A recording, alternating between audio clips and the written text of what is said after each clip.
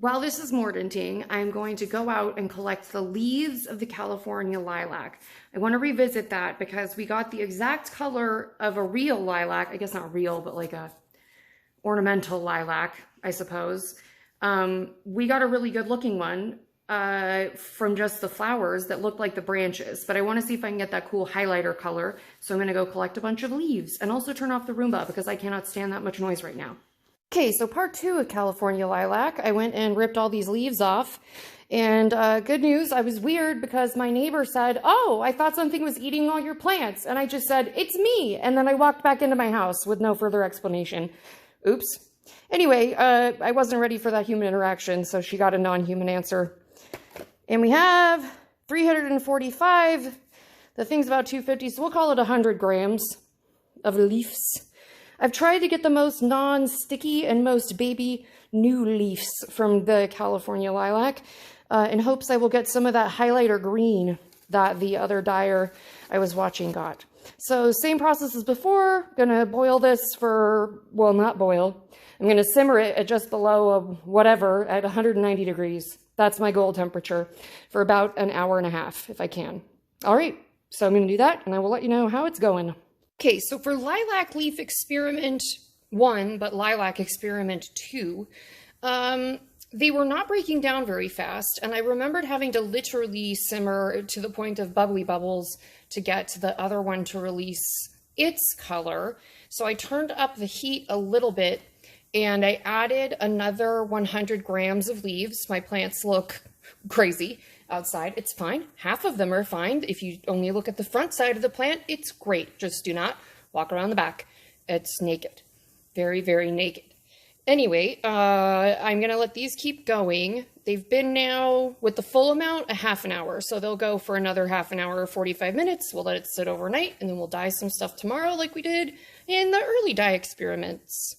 After simmering for another half an hour, I'm pretty sure that this needs a little more time. The leaves don't feel super spent like they do, like all floppy and used up. So I think that they can go a bit longer, but I do see some color coming off, and it's like a very greeny yellow. So that excites me, and I think we're doing what we were hoping we were doing, which is science. We had a hypothesis that we're testing, and now we're doing it. All right. Another 35 minutes for you guys. After another hour or so, if you want to see a better example of what I mean by spent, these leaves have turned like a really olivey color. You can see that the dye bath actually has a color.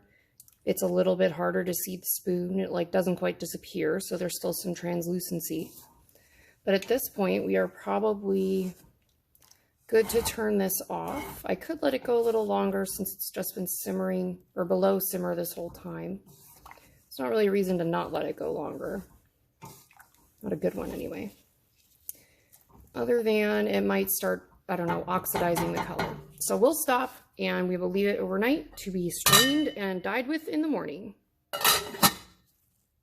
Good morning, everyone. The first order of business today is to drain off our California lilac leaf dye, which is looking very cool and yellow this morning, and get that going into a boil and see what's what. Here is our California lilac leaf dye, which looks concerningly similar to the color that the flowers gave off, but we're going to give it a try. It's a little more greeny neon yellow up close. It looks a lot like the weld, so let's see.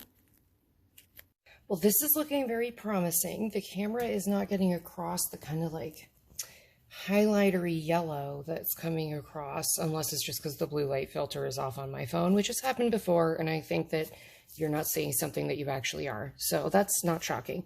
But this is making lovely, lovely yellows. I'm very excited. I'm going to give this a very gentle agitation, check the temp, and then leave it for an hour.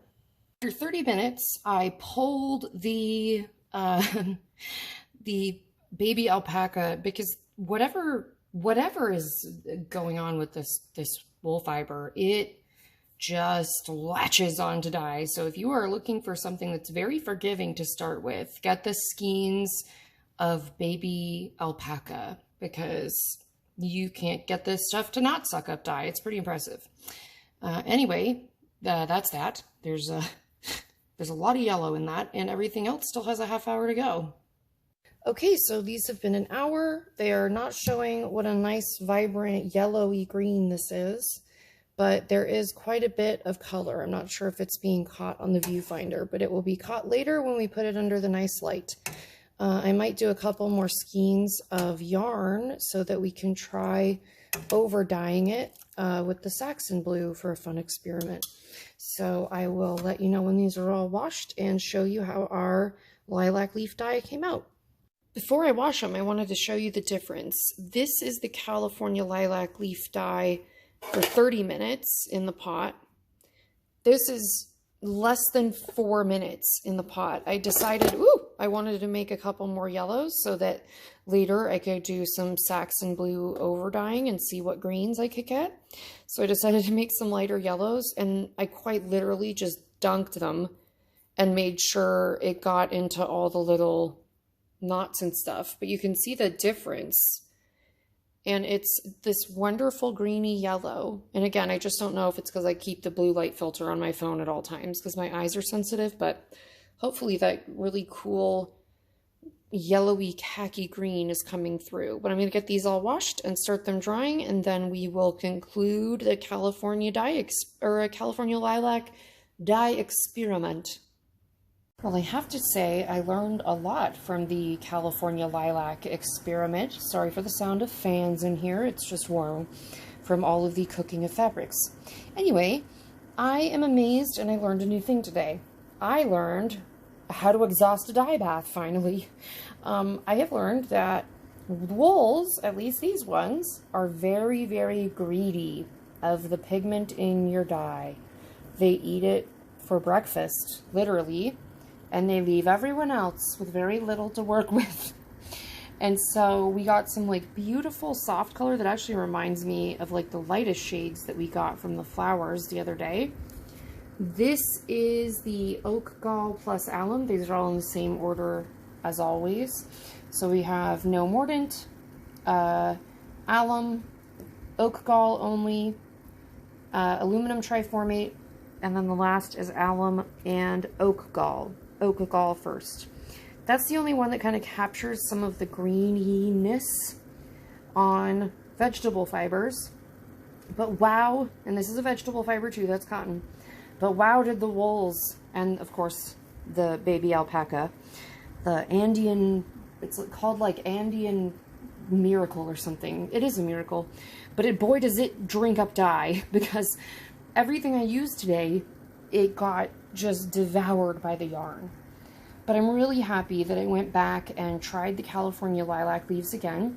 And also I want to say that if you're just beginning dyeing and you're doing it for fun, not for any particular reason to do fabric or anything in between, practice on yarn. It seems to really like taking up color. And I don't know that I put them all in at the same time. They all were in the same amount of time. And somehow the plant fibers just didn't want this dye to soak up. Again, yellows are really difficult. They're usually the least light fast, but all of our yarn is mordanted, so it should hold its color, and I'm not going to test it. It's an ephemeral practice from ephemeral leaves and stuff. Anyway, I really appreciate you coming. If you could like and subscribe, or let me know which one of these was your favorite, or of any of the dye experiments so far. I've really been enjoying them. It's been a really fun creative process, even though I've made my back very sore from standing. I'd be super grateful if you would like and subscribe, or leave me a comment, or check out any of my other places on social media. I would love to chat with you. I have a Facebook group, and thank you as always to my Patreons, who are literally the only reason I can do this.